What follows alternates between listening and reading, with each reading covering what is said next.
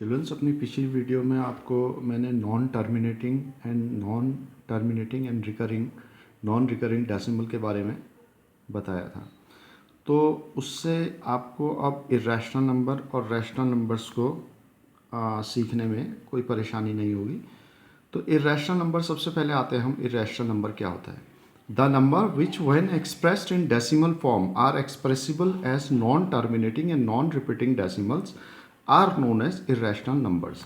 मतलब कोई भी नंबर्स को अगर हम डेसिमल फॉर्म में एक्सप्रेस करें इस तरीके से कि वो नॉन टर्मिनेटिंग और नॉन रिपीटिंग डेसिमल्स हों, तो हम उन्हें कहेंगे दे आर इरेशनल नंबर्स। इसका एग्जाम्पल आपके पास है, जैसे 0.1010010001 एंड डैश डैश, यानी कि ख़त्म भी नहीं हो रहा है ये डेसिमल, और इस डेसिमल के बाद जितने भी पॉइंट्स हैं वो सब रिपीट भी नहीं हो रहे हैं।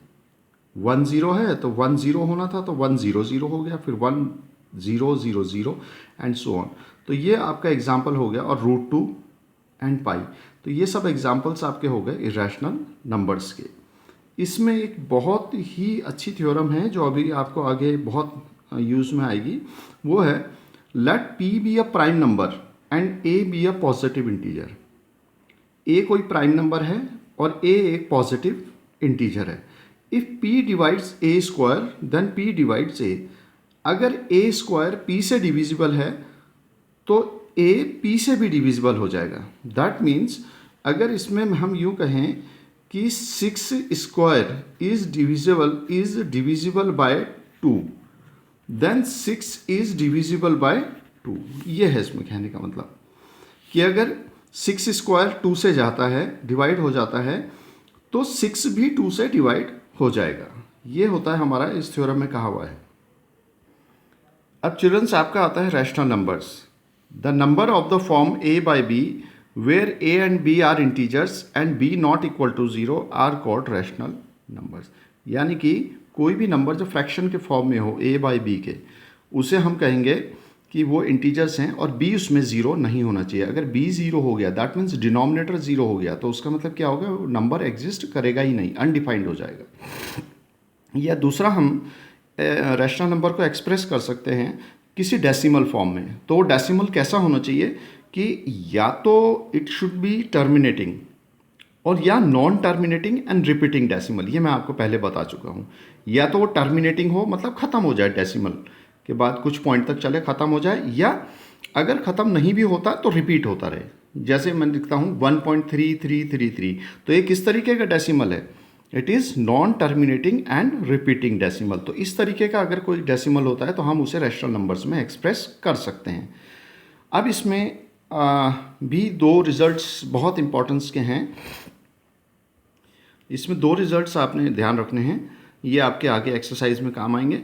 A rational number is a terminating decimal only if the decimal is of the form 2 to the power m into 5 to the power n for the some non-negative integers m and n।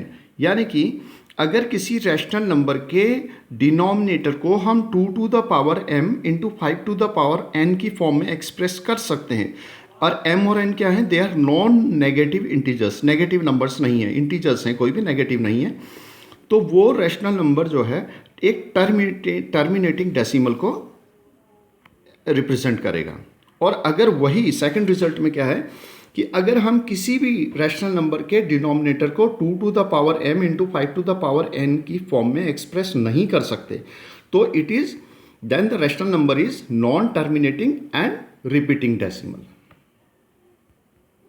देखिए, अब एक question है, show that √2 is irrational. बहुत important question है ये, और board में ही पूछा जाता है कि ये इरेशनल नंबर है। तो हम इसमें सबसे पहला जो स्टेप है, हम कहते हैं लेट √2 बी रैशनल।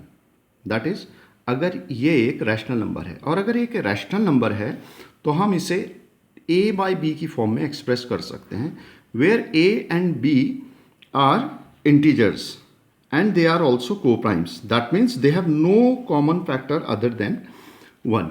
तो ये हमने इस तरीके से लिख दिया, and b not equal to 0।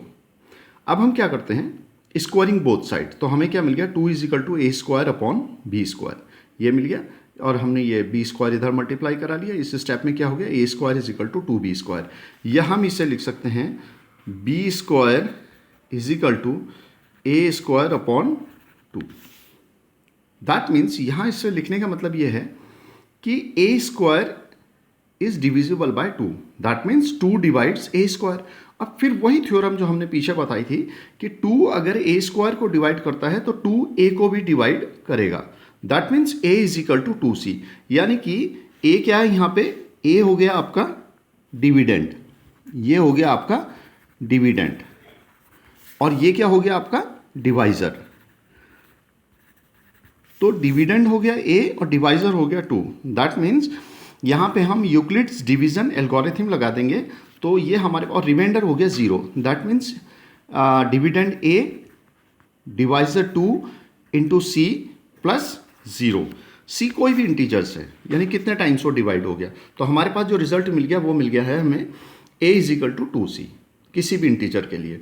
अब दूसरा हमारा, हम इसी को a is equal to 2c हमने इस इक्वेशन में रखा, इक्वेशन नंबर 1 में। तो हमारे को मिल गया 2b square, a is equal to 2c equation 1 में रखा, तो 2b square is equal to 4c square, क्योंकि इसका स्क्वायर हो जाएगा 2 का, तो b square is equal to 2c square. फिर यहाँ पे वही बात आ जाती है कि इसको भी हम कैसे लिख सकते हैं, c square is equal to b square upon 2। That means फिर वही थ्योरम आ जाती है, 2 डिवाइड्स बी स्क्वायर, और 2 अगर बी स्क्वायर को डिवाइड करता है तो that means 2 divides B also. तो b is equal to 2d हमने लिख दिया फॉर सम इंटीजर d, वही यही यूक्लिड्स डिवीजन लीमा जैसे यहाँ लगाई थी वैसे यहाँ लगा दी हमने। तो ऐसे हम इसको लिख सकते हैं। अब हम एक चीज़ देखते हैं कि a हमें यहाँ पे मिला 2c, b हमको मिल गया 2d। दैट मीन्स a और b के बीच में 2 तो एक कॉमन फैक्टर है।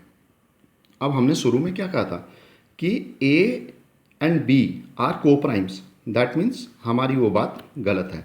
गलत मतलब यहाँ पे ये चीज़ क्या हो गई, ये बात क्या हो गई, एक कॉन्ट्राडिक्शन हो गया। कॉन्ट्राडिक्शन मतलब मतभेद हो गया। और why this contradiction arises by assuming that √2 is rational, क्योंकि हमने शुरू में √2 को क्या माना था कि वो एक रैशनल नंबर्स है। दैट मीन्स हमारा सोचना गलत था, √2 is not a rational number, √2 is a irrational number.